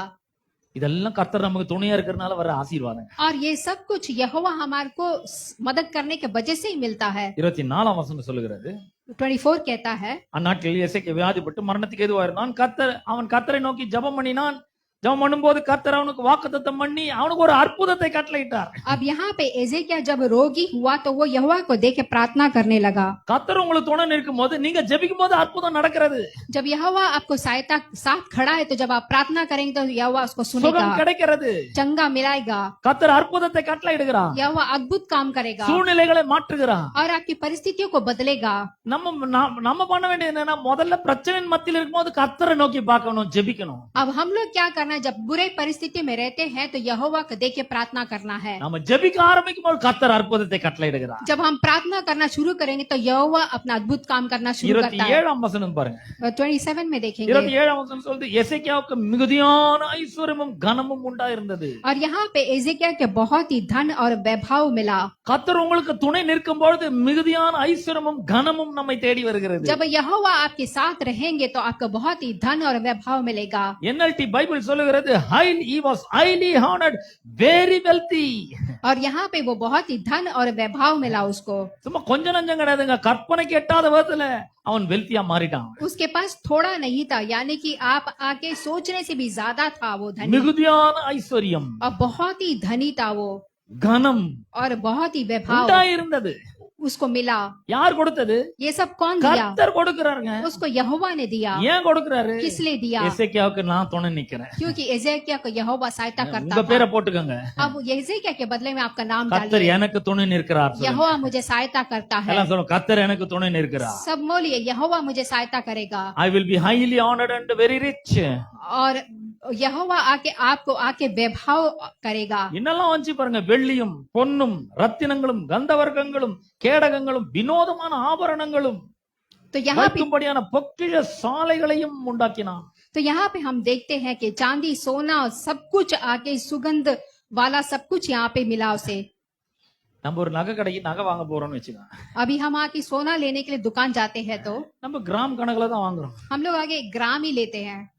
அந்த நகை என்ன பண்றோம்னா சின்ன டப்பால வச்சு மூடி போட்டு ஒரு பர்சுல வச்சு ஒரு பெரிய பேக் வச்சு அதுல வச்சு கொடுக்குறான். अब उस आके छोटे से डब्बे को एक बैग में, बड़ा बैग में डाल के हमको देंगे। அந்த டப்பாவை பர்சுல ஒளிச்சு வச்சு அத பேக் உள்ள வச்சு கொடுக்குறான். अब उस डब्बा को पर्स में डाल के वो पर्स को बैग में डाल के देते हैं। ஆனா இவன் என்ன பண்றானா பொக்கிஷ சாலைகளை உண்டாக்குகிறான். लेकिन यहाँ पे ये क्या करता है, धन दौलत इतना सारा उसको मिलता है। பொண்ணு வைக்கிறதுக்கு, வெள்ளிய வைக்கிறதுக்கு, ரத்தினங்களை வைக்கிறதுக்கு, கந்தவர்க்கங்களை வைக்கிறதுக்கு, வினோதமான ஆபரணங்களை வைக்கிறதுக்கு. तो यहाँ पे आके सोना चांदी सुगंध रस सब कुछ आके मन भावने पात्रों सब कुछ। Think about that. तो ये सब आप सोच के देखिए। கர்த்தர் உங்களுக்கு துணை இருக்கும்போது என்ன மாதிரி ஒரு ஆசீர்வாதங்கள் பாருங்க. देखिए जब यहोवा आपके साथ खड़ा है तो कैसा आशीर्वाद आपको मिलता है। 29ஆம் வசனத்தினுடைய கடைசி பகுதி சொல்கிறது, தேவன் அவனுக்கு மகா திரளான ஆஸ்தியை கொடுத்தார். और यहाँ पे वर्स 29 में हम देखते हैं परमेश्वर ने उसको बहुत सा धन दिया था। Great wealth, NLT says like that. तो यहाँ पे हम देखते हैं बहुत सा धन दिया था, மகா திரளான ஆஸ்தி. बहुत बड़ा धन। CEV translation சொல்லுது extremely rich. और यहाँ पे बहुत ही आके धनवान था। He was extremely rich. एकदम पूरी तरह से धन था उसके पास। Hallelujah. हालेलुया। இன்னைக்கு ஒருவேளை நீங்க ஒண்ணு இல்லாதவங்களா இருக்கலாம். आज भले आपके पास कुछ भी नहीं होगा, But you will become extremely rich. लेकिन आप लोग एकदम धन वाले Because बनेंगे, God is on your side. क्योंकि यहोवा आपके साथ है। யாரும் உங்களுக்கு கொடுக்க போறல, கர்த்தர் உங்களுக்கு கொடுக்கறாருங்க. कोई भी आपको देगा नहीं, यहोवा देगा आपको। நாம இதை அக்செப்ட் பண்ணா போதும், பிலீவ் பண்ணா போதும். जब आप आके उसको आके मानोगे, विश्वास करोगे। எத்தனை பேர் விசுவாசிக்கிறீங்க? कितने लोग विश्वास करते हैं? Hallelujah. Hallelujah. Hallelujah. Praise the Lord. Praise Lord। 30ஆம் வசனத்தினுடைய கடைசி பகுதி சொல்லுது, எசேக்கியா செய்தது எல்லாம் வாய்த்தது. और यहाँ पे आके 30 पे आखिरी भाग में देखते हैं एजेकिया ने अपने सब कामों में सफल होता था। NLT says like this, he succeeded in everything he did. और जो भी काम किया वो सब में आके सफल होता था। எதை செஞ்சாலும் அதுல எல்லாம் ஒரு மாபெரும் வெற்றி. वो कुछ भी करता है तो उसमें एक सफल पाता है। ஏன்? கர்த்தர் அவனுக்கு துணை நிக்கிறாரு. क्यों? क्योंकि यहोवा उसके साथ खड़ा है। நான் சொல்றேன், கர்த்தர் உங்களுக்கு துணை நிக்கிறாங்க. मैं कहता हूँ यहोवा आपके साथ உங்கள் खड़ा है। ஒவ்வொருவருக்கும் அவர் துணை நிற்கிறார். आप एक के साथ खड़ा है அவர் உங்களுக்கு மகா திரளான ஆஸ்தியை கொடுக்கிறார், और आपको बहुत ही आशीष करेगा, ரட்சிப்பை கொடுக்கிறார், விடுதலை கொடுக்கிறார், आपको उद्धार देगा, छुटकारा देगा, உங்களுக்காக தூதன் அனுப்புகிறார், आपके लिए दूध को भेजेगा, அவர் உங்களை ப்ரொடெக்ட் பண்றாரு, आपको संभाल के रखेगा, அவர் உங்களை கண்டினியூவா டேக் கேர் பண்றாரு, और लगातार आपको संभालेगा, உங்கள் பயங்களை எல்லாம் போக்குகிறார், தைரியத்தை கொடுக்கிறார். आपको डर को भगाएगा और धैर्य को அவர் देगा। சொல்ல, நான் உன் கூட இருக்கிறேன், यहोवा कहता है मैं तुम्हारे साथ रहूंगा, நான் உன்னை பெரிய ஆளாக்குறேன். मैं आपको बड़ा आदमी बनाऊंगा। பாருங்க, அவன் பெரிய ஆள் ஆவறத கர்த்தர் பாத்துக்கினாராம். अब ये वो बड़ा आदमी कैसा बना? यहोवा के वजह से। அப்படிதான் வேத புஸ்தகம் சொல்லுகிறது. वैसा ही वचन भी कहता है। 30ஆம் வசனத்தையும் 29ஆம் வசனத்தையும் நம்ம மெசேஜ் டிரான்ஸ்லேஷன்ல வாசிக்கும் பொழுது அந்த வசனம் சொல்லுகிறது, எசேக்கியா வந்து எல்லாத்துலயும் வந்து சக்சீட் ஆனான், எல்லாவற்றிலும் வெற்றி பெற்றான். और एजेकिया के सारे कामों में वो सफल पाता था। எல்லாத்திலயும் அவன் வெற்றி பெறான். அவன் வெற்றி பெறத கர்த்தர் பாத்துக்கினாரு. और वो सफल पाने के लिए यहोवा ने देख लिया। எவ்வளவு அற்புதமான ஆண்டவர் பாருங்க. देखिए कितना अद्भुत है। நான் சொல்றேன், வெற்றி பெறுவதை, நீங்கள் வெற்றி பெறுவதை கர்த்தர் பார்த்துப்பாரு. मैं आज कहता हूँ आप अपने जीवन में सफल होने के यहोवा देख लेंगे। எல்லா விஷயத்திலும் கர்த்தர் உங்களுக்கு வெற்றியை தருவார். हर एक चीजों में यहोवा आपको सफल करेगा, அவர் உங்களை ஆசீர்வதிப்பார், आपको आशीष करेगा மகா திரளான ஆசீர்வாதத்தை கொடுப்பார். और बहुत सारा आशीष देगा। இதெல்லாம் நம்ம நம்பணும் பாருங்க. ये सब कुछ हमें विश्वास करना है, ஏன்னா இது எதையுமே நம்ம பார்த்ததே கிடையாது, அதனால நமக்கு நம்பிக்கை வர மாட்டேங்குது. क्योंकि ये सब कुछ हमने नहीं देखा है, इसलिए हमको विश्वास नहीं आ रहा है। ஆனா கர்த்தர் இவ்வளவு காரியத்தை எசேக்கியாவுக்கு செஞ்சிருக்கார். लेकिन देखिए यहोवा ने एजिकिय्याह को कितना सारा काम किया है। எசேக்கியா பார்த்து சொல்றாரு, "அப்ப நான் உனக்கு துணை நிக்கிறேன்." एजिकिय्याह को देख के यहोवा कहता है मैं तुझे सहायता करूंगा। இன்றைக்கு கர்த்தர் உங்களை பார்த்து சொல்றாரு, आज यहोवा आपको देख के कहता "நான் है உனக்கு துணை நிற்கிறேன். मैं तेरे साथ खड़ा हूँ, I am holding your right hand मैं आपके दाहिने हाथ को पकड़ा हूँ and I am saying to you, और कहता हूँ आपसे fear not, डरो मत, for I am with you." मैं आपके साथ हूँ। அவர் உங்களோடு கூட இருக்கிறார். वो आपके साथ है, அவர் கண்டு பயப்பட வேண்டிய அவசியம் இல்லை. इसीलिए आपको डरने की जरूरत नहीं है। அவர் மிகவும் நல்லவர். वो बहुत ही अच्छे हैं। பிரசங்கம் ஒண்ணும் முடியல, அடுத்த வாரம் திரும்ப தொடரும். अब प्रचार खत्म नहीं हुआ है, अगले हफ्ता ये कंटिन्यू होगा। கர்த்தர் பவுலுக்கு எப்படி உதவி செஞ்சார், துணை நின்றார்லாம் பார்க்க போறோம். अब परमेश्वर कैसे हमको मदद किया, सहायता किया देखेंगे। ஆமென். கர்த்தர் உங்களை ஆசீர்வதிப்பார். परमेश्वर आपको आशीष करेगा। எத்தனை பேர் சொன்னீங்க கர்த்தர் எனக்கு துணை நிற்கிறார்? कितने लोग कहेंगे यहोवा मुझे सहायता करता है। ஒருவேளை நீங்க அதை ஃபீல் பண்ணாம இருக்கலாம், பட் இட் இஸ் ட்ரூ. भले ही आप लोग महसूस नहीं करते होंगे, लेकिन यही सच है। God is on your side. यहोवा आपके साथ खड़ा है, கர்த்தர் உங்களை ஆசீர்வதிப்பார். यहोवा आपको आशीष करेगा। நம்ம முதல்ல ஜெபிக்க போறோம். अभी हम प्रार्थना करने वाले। சகோதரி ஜெபிப்பாங்க. அதுக்கு பிற்பாடு 5 நிமிஷம் கம்யூனியன் சர்வீஸ் இருக்கு. நம்முடைய இணை போதகர் அவர்கள் வந்து கம்யூனியன் சர்வீஸ் நடத்துவாங்க. ஜெபிப்போம் முதல்ல. अभी हम प्रार्थना करेंगे, उसके बाद आके हमें कम्युनियन सर्विस होगा।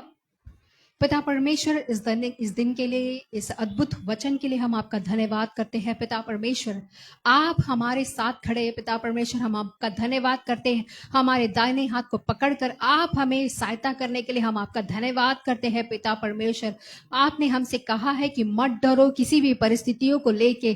पिता परमेश्वर हालेलुया, किसी भी परिस्थितियों को लेके पिता परमेश्वर हम ना डरने पाए, हमारे साथ रहने के लिए आपका धन्यवाद। पिता परमेश्वर यहाँ पे आए हर एक भाइयों बहनों को पिता परमेश्वर आपके हाथ पे सौंपती हूँ, उनके घर को, उनके परिवार को आपके हाथ में सौंपते, उनके हर एक मनोकामनाओं को आपके हाथ पे सौंपती। आप पूरा करिए, चलाइए पिता परमेश्वर।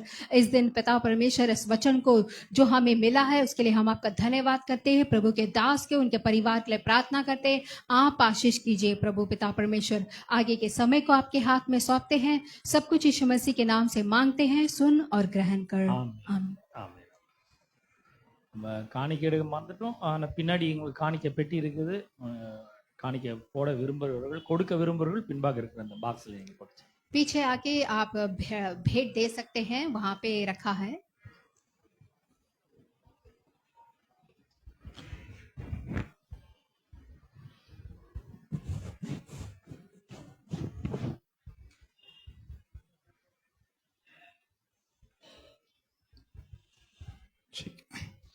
நாம் திருவிருந்து ஆராதனைக்கு நேராக செல்வோம். अभी हम प्रभु भोजन की ओर बढ़ रहे हैं। அந்த ஆராதனை நாம் ஆசீர்வதிப்போம். यह परमेश्वर आपको आशीष करेगा। பரலோக பிதாவே, குமாரனாகிய இயேசுவின் நாமத்தில் உம்மிடத்தில் வருகிறோம் ஆண்டவரே. पिता परमेश्वर समय पे यीशु मसीह के नाम से आपके सम्मुख में आते हैं। ஆண்டவர், நீர் எங்களுக்கு மீட்பை உண்டு பண்ணியிருக்கிறீர். पिता परमेश्वर आपने हमारे एक छुड़ाव डाला है, அதை நாங்கள் நினைவு கூறுகிறோம் ஆண்டவரே. आज हम उसको याद कर रहे हैं। இந்த அப்பத்தையும் इस अपम रोटी को இந்த ரசத்தையும் நீர் ஆசீர்வதிப்பீர். और दाखरस को आप आशीष कीजिए। ஆண்டவரே, இது உம்முடைய சரீரத்துக்கும் சிந்தப்பட்ட ரத்தத்துக்கும் அது அடையாளமா இருக்கிறது ஆண்டவரே. पिता परमेश्वर ये आपने हमारे लहू बहाया का एक चिन्ह है, அதற்காக நாங்கள் நன்றி செலுத்துகிறோம். उसके लिए हम आपका धन्यवाद करते हैं। இயேசுவின் நாமத்தை நாங்கள் ஜெபிக்கிறோம். ஆமென். यीशु मसीह के नाम से मांगते हैं, आमीन। ஒரே ஒரு வசனத்தை மட்டும் வாசிப்போம். एक वचन पढ़ूंगा, எபிரேயர் 9:12. का किताब 12 पढ़ूंगा। வெள்ளாட்டுக்கடா, இளங்காலை இவைகளுடைய ரத்தத்தினால் அல்ல, தம்முடைய சொந்த ரத்தத்தினாலும் ஒரே தரம் மகா பரிசுத்த ஸ்தலத்தில் பிரவேசித்து நித்திய மீட்பை உண்டு பண்ணினார். यहाँ पे हम देखते हैं वर्स 12 में देखते हैं, बकरों और बछड़ों का लहू के द्वारा नहीं परंतु अपने ही लहू के द्वारा एक ही बार पवित्र स्थान में प्रवेश किया और अनंत छुटकारा प्राप्त किया। வசனம் சொல்லுது, ஒரே தரம் மகா பரிசுத்த ஸ்தலத்தில் பிரவேசித்து. और यहाँ पे वचन कहता है कि एक ही बार आके पवित्र स्थान में प्रवेश किया। அது மனிதன் பாவம் செஞ்ச பிறகு தேவனிடத்துல போக முடியாத ஒரு சூழ்நிலை ஏற்பட்டது. अब यहाँ पे आके मनुष्य पाप करते समय में एक यहोवा के पास एक गुस्सा था। அது மிகப்பெரிய பிரச்சனை பாவம். वहां पे एक बहुत बड़ा मुसीबत क्या था, पाप। அவர் தொடர்ந்து மனுஷனோடு உறவாடுகிறார், பேசுகிறார். लेकिन वो फिर भी आके यहोवा आकर मनुष्य से बात करता है ஆனா மனுஷனால தேவனிடத்துல ஐக்கியம் கொள்ள முடியல. और मनुष्य के साथ आके वो एक रिश्ता रखता है, ஏன்னா ஆவியில மரித்த நிலை அவன். क्योंकि वो आके मर के फिर जी उठे மனசாட்சி பாவத்தினால நிறைந்திருக்கிறது. और उनका मन जो है पाप से भरा हुआ है, ஆனா உள்ளம் பயத்தினால लेकिन जो मन है वो डर में है நிறைந்திருக்கிறது. और डर से भरा हुआ है। அதனால பரிசுத்த தேவனுக்கு நேரா வர முடியல. इसीलिए वो परमेश्वर के आगे आ नहीं पा रहे थे। ஆகவேதான் அந்த ஒரு தொடர்பை ஏற்படுத்தும்படி மனிதனுக்கும் தேவனுக்கும் ஒரு நல்ல ஐக்கியத்தை கொடுக்கும்படி இயேசு வந்தார். इसीलिए मनुष्य और परमेश्वर के बीच में एक अच्छा रिश्ता रहने के लिए यीशु मसीह आए थे। இயேசு வந்து சொல்றப்ப ஒரே தரம் மகா பரிசுத்த ஸ்தலத்திலே பிரவேசித்து और यहाँ पे कहता है कि एक ही बार आके पवित्र स्थान में प्रवेश किया நித்திய மீட்பை உண்டு பண்ணினார். और यहाँ पे एक अनंत जीवन छुटकारा दिया है। இந்த மகா பரிசுத்த ஸ்தலம் என்பது ஆசரிப்பு கூடத்துல ஒரு பகுதி. तो यहाँ पे आके एक महापवित्र माने एक भाग है அந்த இடத்துல தேவன் வாசம் பண்ணி ஜனங்களிடத்துல பேசுவார். और वहाँ पे आके परमेश्वर आकर लोगों से बात करते हैं எல்லா மனிதர்களும் உள்ள வர முடியாது. और सारे मनुष्य उनके सामने नहीं आ सकते हैं பிரதான ஆசாரிகள் மட்டும் தான் அது உள்ள வந்து ஊழியம் செய்ய முடியும். और सिर्फ एक प्रधान लोग ही उनके सामने आके सेवकाई कर सकते हैं। அப்போ இன்னைக்கு வந்து பிரதான ஆசாரியர் இல்ல, இயேசுவே நம்மளுக்கு பிரதான ஆசாரியரா இருந்து எல்லா மனுஷரும் தேவனிடத்துல வந்து ஐக்கியம் கொள்ளும்படி அவர் பண்ணிட்டார். अब आके बड़े बड़े लोग नहीं, पर यीशु ही आके एक सबसे प्रधान बन के हमारे साथ आके परमेश्वर के साथ रिश्ता रखने का कारण बना। அதனாலதான் வெள்ளாட்டு கடா இந்த இளங்கால இதனுடைய ரத்தத்தினால அல்ல, इसीलिए यहाँ पे बकरों का लहू नहीं, இவர் சிந்தின ரத்தத்தினால நித்திய மீட்பு உண்டு பண்ணியாச்சு. बल्कि यीशु मसीह ने अपने लहू को बहा के यहाँ पे एक छुटकारा प्राप्त किया। நித்திய மீட்பு உண்டு பண்ணினார் என்ற அர்த்தம் என்னன்னா, तो यहाँ पे एक नित्य छुटकारा, अनंत छुटकारा प्राप्त करने का मतलब क्या है? நம்முடைய பாவங்கள் மன்னிக்கப்பட்டிருக்கிறது, हमारा पाप सब आके माफ किया गया है நம்முடைய அக்கிரமங்கள் மன்னிக்கப்பட்டிருக்கிறது, और हमारे अधर्म के काम सब माफ किया गया है வியாதிகள் எல்லாம் அவர் ஏற்றிருக்கிறார், और हमारे बीमारी को उन्होंने सौंप लिया है, தரித்திரத்தை அவர் ஏற்றுக்கொண்டிருக்கிறார். हमारी गरीबी को उन्होंने ले लिया है இப்ப தேவன் நம்மளை பிள்ளைகளாய் மாற்றி இருக்கிறார். और हमें परमेश्वर का संतान बनाया है। இதெல்லாம் எப்படி நடந்தது அப்படின்னா, अब ये सब कुछ कैसा हुआ है? இயேசு வந்து கல்வாரி சிலுவையில பாடுபட்டு ரத்தத்தை சிந்தி நமக்கு விலைக்கிரயமாய் கொடுத்திருக்கிறார். क्योंकि यीशु मसीह ने अपने बहुमूल्य लहू को बहा के ये हमें खरीद के दिया है। ஆகவேதான் இந்த திருவிருந்தை நம்ம அனுசரிக்கும் பொழுது இப்பேற்பட்ட எண்ணங்கள் உடையவர்களா இருக்க வேண்டும். तो जब हम आकर प्रभु के भोजन को लेते हैं तो हमारे ख्याल कैसे रहने हैं? நிறைய பேர் என்ன பண்றாங்க, தங்களை பாக்குறாங்க, अब बहुत सारे लोग अपने आप को देखते हैं, என்னுடைய குடும்பம் இப்படி இருக்கிறது, சூழ்நிலை அப்படி இருக்கிறது, कुछ लोग सोचते हैं कि ऐसे परिस्थितियां ऐसी है, பிரச்சனை இருக்கிறது, घर में मुश्किलें हैं, தங்களுடைய மனசு சொல்ற மாதிரி கேக்குறாங்க, அதனால பயப்படுறாங்க. இந்த திருவிருந்து ஆராதனால சில பேர் எடுக்காமலே போயிடுவாங்க. इसलिए अपने मन की बातों को सुनकर वो डरते हैं और प्रभु भोजन में भाग नहीं लेते हैं। இயேசுவை சொந்த ரட்சகராக ஏற்றுக்கொண்ட அனைவரும் இதை நாம் இதுல பங்கு கொள்ளலாம். जो यीशु मसीह को अपना उद्धारकर्ता मानता है, हर लोग इसमें भाग ले सकते हैं। ஏன்னா அங்க தேவன் சொல்றார், தேவன் ஆவியா இருக்கிறாரு, அவரை தொழுது கொள்கிறவர்கள் ஆவியோடும் உண்மையோடும் தொழுது கொள்ள வேண்டும் அப்படின்னு. तो वहाँ पे परमेश्वर आके एक पवित्र आत्मा के इधर वहाँ पे है, உண்மையோடும் தொழுது கொள்ள வேண்டும் என்றனா இங்கிலீஷ்ல வந்து ட்ரூத் அப்படின்னு வருது. जब आप आके सच्चाई से परमेश्वर को पूछते हैं சத்தியத்தின் அடிப்படையில் நாம் இதை அனுசரிக்க வேண்டும். तो सत्य के रूप में आप इसमें भाग ले இயேசு सकते हैं। சொல்றார், நானே வழியும் சத்தியமும் அப்படின்றாரு. यहोवा ही कहता, मैं ही सत्य मार्ग हूँ, அவர்தான் சத்தியம், அவர்தான் வழி, அவர்தான் ஜீவன், वही जीवन है, वही सत्य है, वही मार्ग है, அவர்தான் நித்திய மீட்பை உண்டு பண்ணியிருக்கிறார். और वही अनंत छुटकारा लेके दिए हैं। அப்ப இதை நம்ம எடுக்கும் பொழுது எந்த விதமான பயமும் வேண்டாம். तो जब आप आके प्रभु भोजन में भाग लेते हैं, आपको दिल में कोई डर होने की जरूरत नहीं है। ஒருவேளை ஞானஸ்தானம் எடுக்கலன்னா கூட பரவாயில்ல, இது எடுக்கலாம்.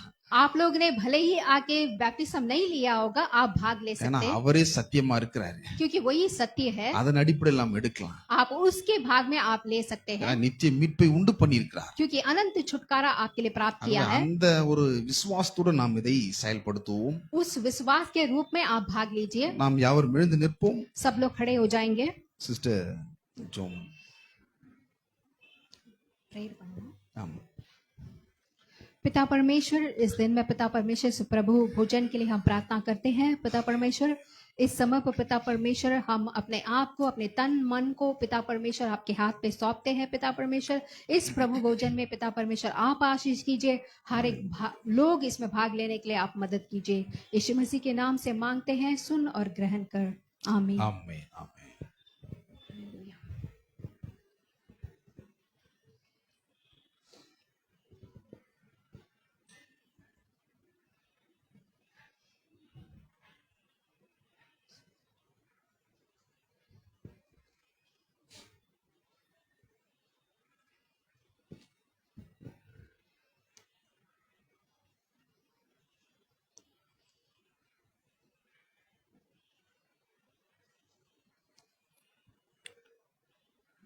சாரோனின் ரோஜாவே என் ஆத்தும நேசரே, பழுதற்ற ரத்தமே, தேவாட்டு குட்டியே. சாரோனின் ரோஜாவே என் ஆத்தும நேசரே, பழுதற்ற ரத்தமே, தேவாட்டு குட்டியே. அழகுள்ளவர் நீர், அழகுள்ளவர், 10,000ங்களிலும் சிறந்தவரே. ஓசன்னா உன்னத தேவனே, ஓசன்னா தாவீதின் மைந்தனே, ஓசன்னா உன்னத தேவனே, ஓசன்னா தாவீதின் மைந்தனே. நான் உங்களுக்கு ஒப்புவித்ததை கர்த்தரிடத்தில் பெற்றுக்கொண்டேன்.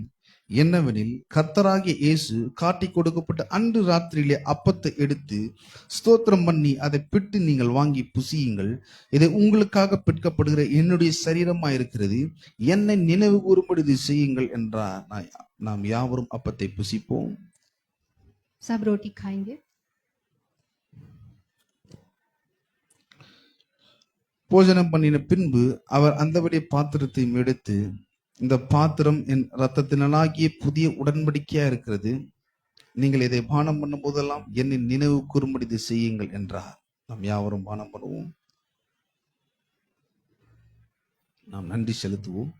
धन्यवाद करेंगे। ஆண்டவரே, நன்றி ஆண்டவரே, पिता परमेश्वर, हम आपका धन्यवाद करते हैं, உம்முடைய மீட்பிற்காக நன்றி आपके छुटकारा के लिए धन्यवाद। ஆண்டவரே. நீர் எங்களுக்கு நித்திய மீட்பை உண்டு பண்ணினீர். पिता परमेश्वर, यीशु मसीह, आपने हमें एक अनंत छुटकारा किया। மகா பரிசுத்த ஸ்தலத்தில் பிரவேசித்திருக்கிறீர் ஆண்டவரே. आपने आके एक पवित्र सा में प्रवेश करने के लिए எங்களுக்காக பாடுபட்டீர் हमारे लिए आके मुश्किल उठाया, ஆண்டவரே. எங்களை தகுதிப்படுத்தியிருக்கிறீர். हमें आके आपने तैयार किया, அதற்காக நன்றி செலுத்துகிறோம் ஆண்டவரே. उसके लिए हम आपका धन्यवाद करते हैं। எல்லா விதமான ஆசீர்வாதங்களுக்குரியவர்களா நீர் எங்களை மாற்றினீர். सारे आशीर्वाद के लिए आपने हमें बदला, அதற்காக நன்றி ஆண்டவரே. उसके लिए हम आपका धन्यवाद அந்த करते हैं। நன்றி உள்ள இருதயத்தோடு நாங்கள் உம்மை ஆராதிக்கிறோம், इस धन्यवाद के हृदय से हम आपका आराधना करते हैं, உம்மை நாங்கள் துதிக்கிறோம் ஆண்டவரே. हम आपकी स्तुति करते हैं। எல்லா துதி கன மகிமை நாங்கள் உமக்கு செலுத்துகிறோம். सारी स्तुति आपको देखते हैं। இயேசுவின் நாமத்தில் நாங்கள் ஜெபிக்கிறோம். यीशु मसीह के नाम से मांगते हैं, ஆமென். आमीन। प्रभु यीशु मसीह का अनुग्रह और परमेश्वर का प्रेम और पवित्र आत्मा की सौभाग्यता तुम सबके साथ होती रहे। And all the saints of God say, Amen, Amen. God bless you all. God bless you.